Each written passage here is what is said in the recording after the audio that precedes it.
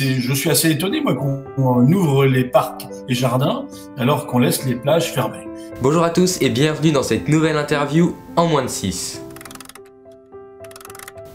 Stéphane Villain, bonjour, merci d'avoir accepté notre invitation.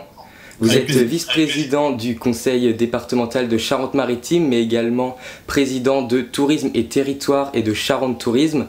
Alors, pour commencer, comment est-ce que vous envisagez la saison estivale 2020? C'est vrai que la saison estivale 2020 va être un peu maussade, il faut bien se le dire. Bon, avec l'histoire du Covid, c'est vrai que même le début de saison est un peu catastrophique. On espère simplement que les choses vont s'arranger là maintenant dans les semaines qui viennent avec le déconfinement, parce que voilà, c'est vrai qu'on a beaucoup d'hôteliers, de restaurateurs, de propriétaires de grands sites, enfin, et tant d'autres qui sont aujourd'hui à se poser des questions, à savoir comment va être, je dirais, leur lendemain. Et c'est vrai que nous-mêmes en Charente-Maritime, vous savez, l'économie du département, c'est le tourisme, c'est 1,8 milliard de rentrées économiques par an, c'est 20 000 emplois. Et quand le tourisme va mal, ben, c'est la Charente-Maritime qui va mal. Donc oui, j'espère franchement que les choses vont s'arranger dans les semaines qui arrivent. Alors avec le déconfinement, on nous annonce la réouverture des parcs et jardins, mais qu'en est-il des plages, sachant que la Charente-Maritime en compte quand même 150 km? Ouais, c'est vrai qu'on a 470 km de côte, on a un peu plus de 160 km de plage, hein, de cordons dunaires où on peut aller se faire bronzer, où on peut surtout batifoler. Et je suis assez étonné, moi, qu'on ouvre les parcs et jardins alors qu'on laisse les plages fermées.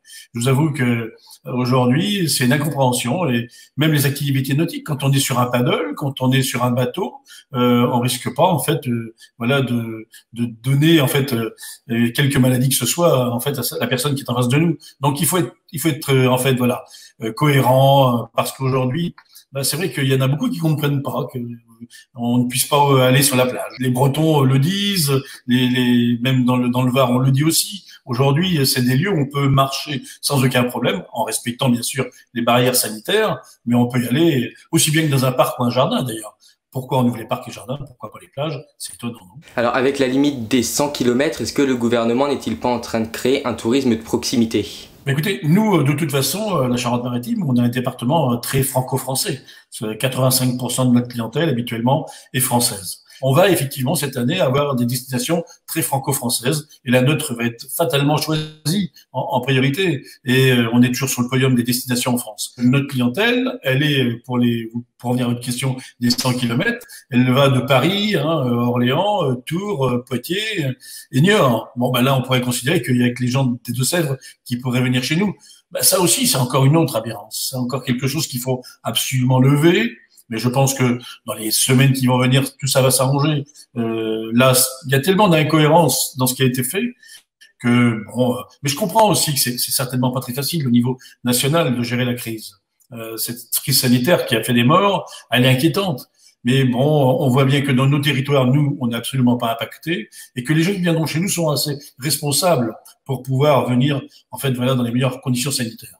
Maintenant que la crise se calme, est-ce qu'on a des informations par rapport à l'aquarium de La Rochelle, aux eaux de la Palmyre ou encore au phare des baleines sur leur réouverture et l'accueil des visiteurs? C'est là notre grande question. C'est vrai qu'aujourd'hui, aussi bien les grands sites que vous venez de citer, que ce soit l'aquarium, que ce soit bien sûr le zoo, le phare des baleines et bien d'autres sites, bien on n'a aucune visibilité, aucune visibilité. C'est pour ça qu'il faut absolument maintenant que l'on ait en fait des messages clairs. Quand, comment et avec quels moyens. Donc il faut absolument que voilà, il y ait des compréhensions qui se fassent. Il faut surtout qu'il y ait une civilité. Chacun doit respecter l'autre. Pourquoi pas avec des masques, pourquoi pas avec des choses qui feront que ben voilà, on sera sûr quand on ira peut-être à l'endroit que tout est respecté dans les meilleures conditions. On a tous fait ce confinement, on a été voilà, on a respecté les choses. Maintenant, on voit bien que sur nos territoires, écoutez, ça fait moins de morts qu'une grippe. Bon, c'est vrai que bloquer le pays, bloquer notre territoire, je dirais, même si c'est une pandémie, et on est bien conscient que le confinement a certainement enrayé ce phénomène, et maintenant il faut desserrer les taux. Voilà.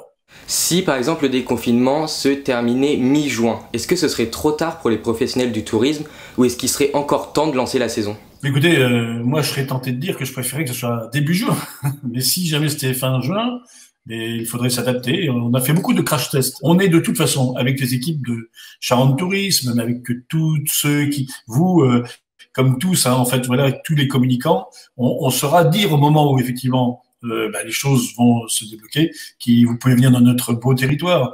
C'est un département où il fait bon vivre, où il y a beaucoup de quiétude, où voilà, il y a à la fois de quoi aller, on en a parlé sur les plages, mais aussi dans notre belle campagne, parce qu'on peut faire du vélo, on peut aller se promener à pied, faire du cheval, enfin, on a tellement de choses à faire chez nous.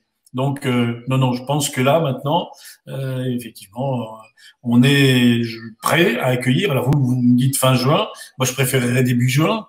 On va tout faire pour ça, d'ailleurs. On va faire en sorte, avec l'ensemble des partenaires que l'on est, faire en sorte qu'on soit accueilli dans les meilleures conditions dans notre territoire dès le début juin. Stéphane Villain, merci beaucoup d'avoir répondu à toutes nos questions. On vous souhaite bon courage pour la suite. Merci à vous et merci beaucoup de votre interview et à très bientôt. Merci beaucoup et merci à tous de nous avoir suivis. Prenez soin de vous et on se retrouve très bientôt pour de nouveaux reportages et de nouvelles interviews. Merci.